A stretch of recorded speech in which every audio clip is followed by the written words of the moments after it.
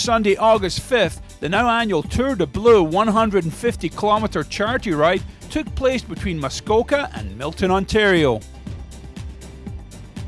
The ride's founder, Peter Gilgan of Mattamy Homes, and the high-powered Les Domestiques Club who organised the ride picked Milton as the ride's destination for a very special reason. This year, all proceeds go to the Milton Velodrome project, and this year participants raised a whopping $550,000 towards the project. A group of young Team Ontario riders joined the ride into Milton and had a chance to ride alongside cycling legend George Hincapie.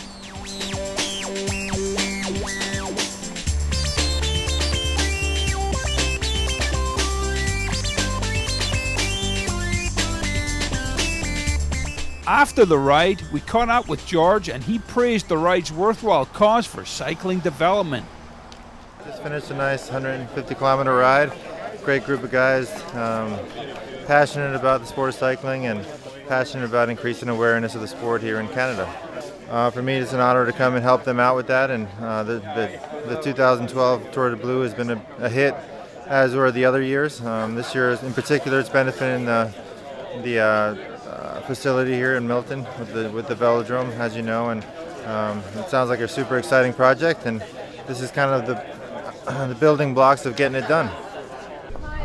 So this event is all about raising money for the new velodrome in Milton. As you've probably heard, for the 2015 Pan Am Games, we have a chance to build a game changer for the sport of cycling here in Ontario, right in Milton.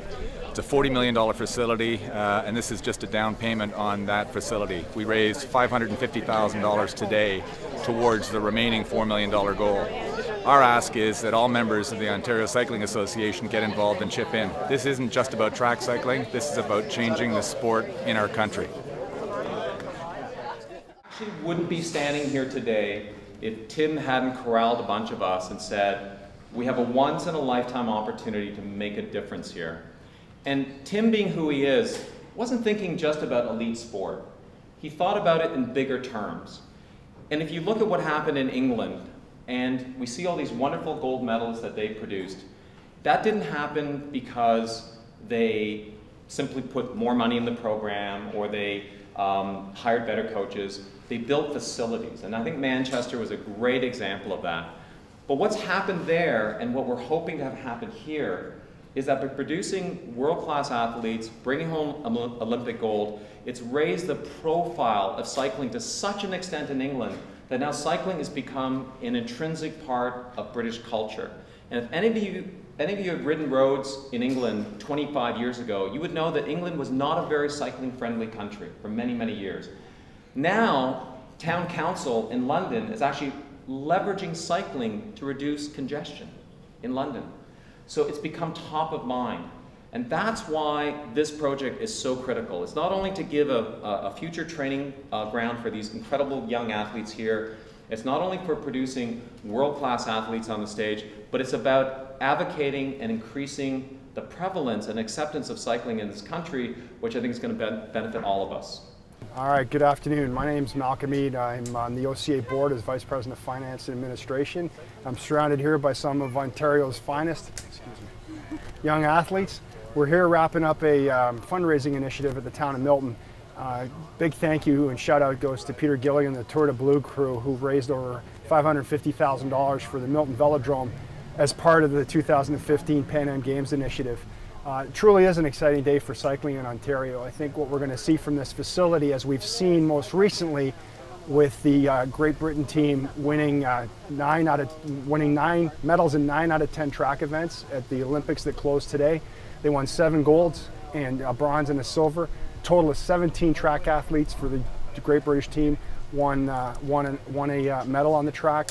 I think it goes back, if you see what facilities do as legacy for development of sport in a country, it goes back to the UK's investment in the Manchester track a number of years ago and hosting, not only was it a world-class facility, but they hosted a great number of international events year after year under the Revolution Series. And as a result, you now have the most dominant nation on the track in the world. I think if you go back to the 2000 Olympics in Sydney, you also see the Australians dominated because of their investment in facilities. another example of how facilities make a difference. In 1988, we had the Olympics in Calgary and built a speed skating oval, and now Canada is one of the more dominant nations in speed skating in the planet. So a great, exciting day for cycling for the future in Canada. We're going to attract events and athletes from all around the world, and we'll obviously have a lot of families and young athletes moving into this area, and I look forward to some great results on the track in international events for years to come from Canada.